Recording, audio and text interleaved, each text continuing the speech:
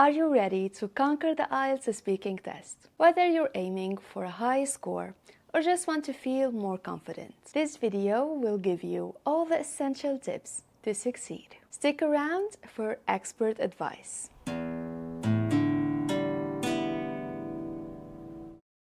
The IELTS speaking test is a face-to-face interview with an examiner. It lasts around 11 to 13 minutes and it's divided into 3 parts. And each part tests different skills. So understanding what to expect and how to prepare is key to achieving your best score. Introduction and general questions.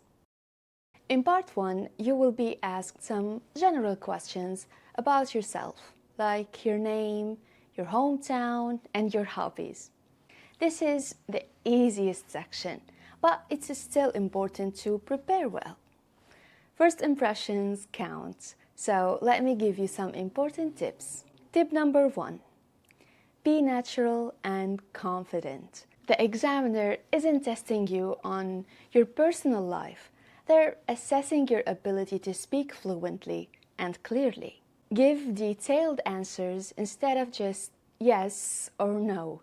The examiner actually does not care about who you are and your preferences. The examiner is there just to examine your language. Tip number 2. Extend your answers. For example, if the examiner asks, "Do you like sports?" Don't just say yes. Say something like, "Yes, I really enjoy playing football. I've been playing since I was a child. And it's a great way for me to stay active and meet friends." Or the examiner asks you, "Do you like music?" Don't answer with one word like yes and silence. Instead of that, try this. "Do you like music?" "Yes, I do. I love listening to classical music. My mom loves it too." See, short, simple, and will do the job. Remember, the goal is to show the examiner your ability to speak clearly and with some depth. So even in part 1, don't be afraid to add a little extra detail to your answers, but keep it simple. In part 2, you will receive a task card with a topic. You will have 1 minute to prepare and then speak for up to 2 minutes. This can be the trickiest part for many candidates, but with the right approach, you can ace it. Tip number 3, organize your thoughts during the preparation minute. Use the 1 minute preparation time wisely to jot down a few key points. Think about what you're going to say and structure your response with introduction, a body, and conclusion. For example, the task card wants you to talk about your latest holiday. Write in the paper these words: where, when, who, what, why, and how. So when you start talking about your holiday, you will remember the most important information. Like where it was. It was in Italy, in a nice hotel on the beach. Then you see the word when. Last summer, or last year, or 2 weeks ago. Another fast look at the paper and you will see the word who. So you can keep talking and maybe saying, with my family or friends or partner. A quick look and why, to celebrate my birthday. See? Simple words on the paper will help you keep going and talking with no hesitation. 4. Don't worry about the time. The examiner will let you know when 2 minutes are up. So just focus on speaking naturally and fully answering the question. Don't rush, speak clearly and with purpose. 5. Add examples and personal stories. For instance, if the topic is about a place you love, describe it in detail and share a memory that makes it special to you. A great response might sound like this.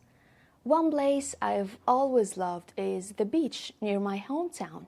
It's a small, quiet beach, and I spend a lot of time there with my family during the summer.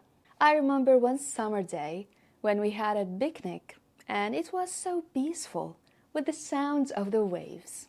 Again, simple, easy, and will do the job. Now let's move on to the third part of the speaking test. Part 3, discussion. In Part 3, the examiner will ask more complex questions related to the topic in Part 2. This section is more about discussing ideas and giving well-rounded answers. So, tip number 6, express your opinions and justify it. In Part 3, the examiner expects you to think critically and explain why you hold certain views. If asked about environmental issues, you could say, I think we need to take action on climate change because it directly impacts our health and the future of our planet.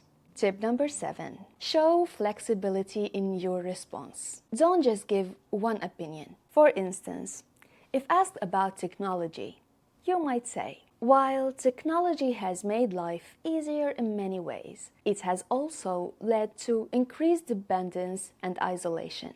Both sides of the argument are important to consider. Time for an example. Let's say the topic is about the impact of social media. A great answer could be, social media has both positive and negative effects. On the positive side, it connects people across the world and can be a great tool for education. However, it can also cause people to feel isolated or even addicted, which is a growing problem, especially among younger generations. Now we understand the 3 sections of the speaking test. Let's talk about some common mistakes to avoid. Mistake number 1, giving short answers. In Part 1, Part 2, and 3, always extend your answers to show your speaking ability. 2, speaking too fast. Some students think if they speak fast, that would show the examiner that they are confident and highly capable.